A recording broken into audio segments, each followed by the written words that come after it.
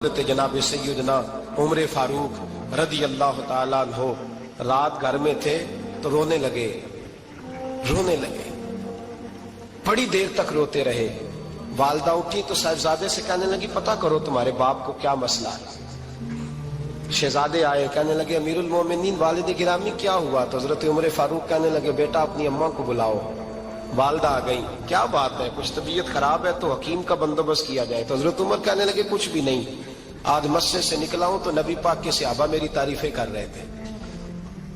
یہ حضرت فاروق اعظم کے وصال کے قریب کے دن ہے۔ تعریف ایک تو حضرت یہ رونے کی بات ہے کہ خوش ہونے کی؟ آپ فرمانے لگے نہیں، سوچتا ہوں باہر تو میں اچھا رہا ہوں، پتہ نہیں گھر میں ہی کوئی زیادتی نہ ہو گئی ہو، پتہ نہیں تمہارے ساتھ بھی میرے معاملات ٹھیک تھے کہ نہیں، صحابہ تو تعریف کرتے ہیں، رو رہا ہوں تمہاری وجہ سے نہ الجھ جاؤں، بیوی ہی نہ کہے میرا حق ہی ادا نہیں کیا۔ یہ لفظ کہتے کہتے پہاڑ ہے یہ شخص، کیسر و کسرا کامتے ہیں۔ حضرت عمر رو پڑے، بی بی سے کہنے لگے مجھے اللہ کی رضا کے لیے معاف نہیں کر دیتی؟ میرے اوپر بوجھ تھا امت کا، میں ساری رات مدینے کی گلیوں میں پھرتا تھا، دن سارا مسجد میں گزرتا تھا، میں تجھے وقت نہیں دے پایا، معاف نہیں کر دیتی؟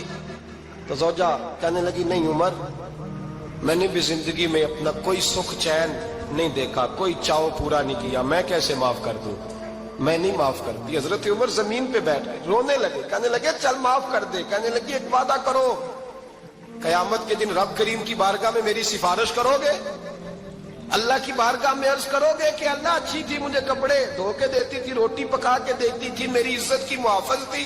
جناب عمر کہنے لگے تیرے ساتھ وعدہ ہے، رب اپنے فضل سے عمر کو جنت دے گا تو عمر تجھے جنت میں ساتھ لے کر کے جائے گا۔ حضرت عمر فاروق اب 24 لاکھ مربع میل کا حکمران اور ہزاروں لوگ جس کے پیچھے نماز پڑھیں، وہ ایک ایک بندے کا خیال کرے، ممکن نہیں ہوتا۔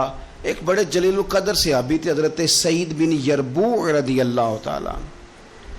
حضرت عمر کے زمانے میں نابینا ہو گئے، تو حضرت فاروق اعظم رضی اللہ تعالیٰ عنہ لوگوں سے پوچھا کہ سعید نہیں نظر آ رہے، عرض کی حضور ان کی بینائی چلی گئی ہے۔ جناب عمر گھر گئے، تعزیت کی، آپ کو تکلیف پہنچی، اللہ آپ کا بھلا کرے۔ اب ان سے پوچھتے ہیں بھائی یہاں تو کوئی سپاہی چلا جائے نا دنیا سے تو کوئی صوبائی وزیر یا کوئی افسر آ جائے بس کافی ہے، وزیر اعظم صاحب کے پاس کہاں وقت ہے؟ وہ کہتے ہیں 2 منسٹر بھیج دیے تھے، بات ختم ہو گئی۔ حضرت عمر خود گئے، صحابی کی آنکھیں چلی گئی تھی، اور جا کر کے اسے کہنے لگے کہ اب آپ مسجد کیسے آئے جائیں گے؟ انہوں نے کہا حضور یہ تو میرے لیے بڑی تکلیف والا معاملہ ہے، نابینا ہو گیا ہوں، تنہا تو جا نہیں سکتا، قربان جاؤں سیدنا فاروق اعظم پر۔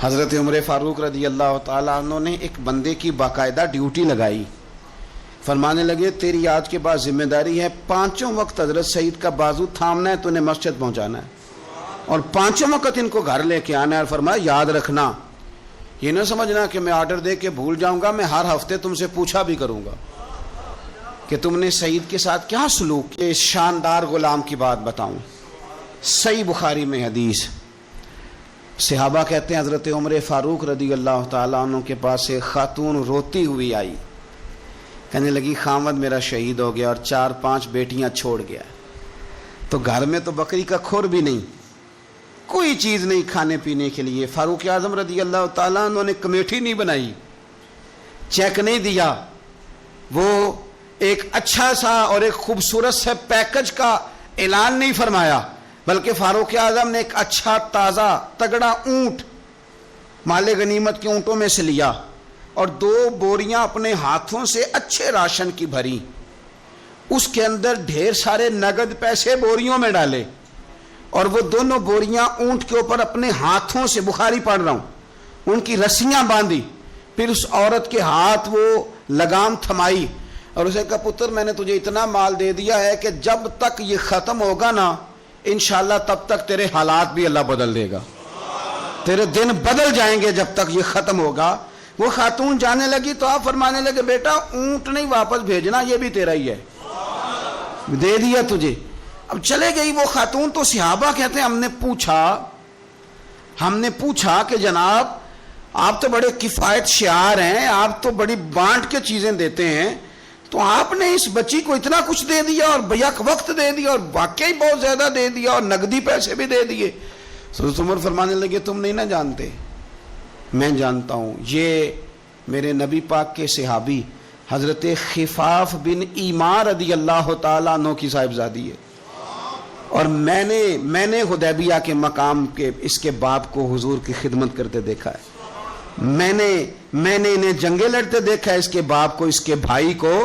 فرمایا وہ تو بچی آئی ہے تو میں تمہیں کیا بتاؤں، مجھے تو تکلیف شروع ہو گئی ہے کہ اسے آنا کیوں پڑا ہے، خود آگے بڑھ کے میں کیوں خدمت نہیں کر سکا، اسے آنا کیوں پڑا۔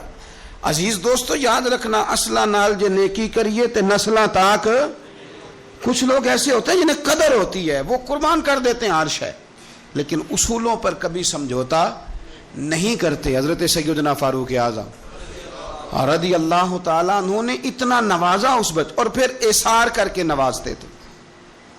ہمارا یہ مزاج بن گیا کہ جو شے بھی آئے پہلے میرے گھر آئے، اور لوگ کئی دفعہ گھر بچاتے بچاتے سارا کچھ ضائع کر بیٹھتے، ہر شے، ہر چیز، حتیٰ کہ معاذ اللہ دین ایمان بھی، دعائیں بھی، پیسہ بچ جائے، گھر بچ جائے، باقی جو شے جاتی ہے وہ جائے۔ لیکن سیدنا فاروق اعظم کا رنگ بڑا انوکھا ہے، انداز بڑا نرالا ہے۔ ایک جگہ سے نا چادریں آئیں بہت ساری، میرا خیال ہے کہ جو بہترین چیز ہوتی ہے نا وہ لوگ پہلے گھر رکھ لیتے ہیں۔ فرمانے لگے کہ چادریں آئیں اور بڑی بڑی قیمتی چادریں آئیں، تو فاروق اعظم رضی اللہ تعالیٰ عنہ نے کوئی اس میں تخصیص نہیں کی، ایک ایک، دو دو، تین تین، چار چار، بانٹتے رہے۔ چادریں تھی عورتوں والی۔ اب جو سب سے نیچے سے چادر نکلی وہ اتفاق سے بڑی شاندار نکل آئی، آخر میں جو رہ گئی نا، صبر کریں تے موتی مل سن تے ذکر کریں تے ہیرے، یہ صبر کریں تے موتی مل سن، ذکر کریں تے جے پاگلا وانگو رولا پاویں، نہ موتی نہ صبر کریں تے موتی مل سن، ذکر کریں تے۔ آج کل لوگ شور ڈال کے سارا کچھ کرنا چاہتے، تو چپ کر کے کونے میں بیٹھ جا، تو بیٹھا رہ، تو ڈرنا دے، پوچھنے والا خود ہی تجھ سے پوچھ لے گا تو کدھر سے آیا ہے، وہ ختم ہو گئی بات۔ صبر کیا نا جب وہ چادریں ساری، تو ایک چادر اب اپنے گھر والوں کے لیے انہوں نے چادر ابھی دینی تھی، وہ سب سے نیچے قیمتی چادر نکل آئی، تو چادر بڑی حسین ہے، اور باری بھی حضرت عمر کی لگ گئی، ان کے گھر جانی تھی چادر ان کی اہلیہ کے لیے۔ تو ایک صحابی کہنے لگے یہ آپ کی زوجہ جناب ام کلثوم رضی اللہ تعالی عنہا پر بڑی جچے گی چادر، بڑی حسین ہے، اور یہ خاتون اول کو بڑی جچے گی۔ تو حضرت عمر کہنے لگے ام سلیت رضی اللہ تعالی عنہا ایک خاتون ہے، یہ چادر انہیں دوں گا۔ کہا ان کو کیوں دیں گے؟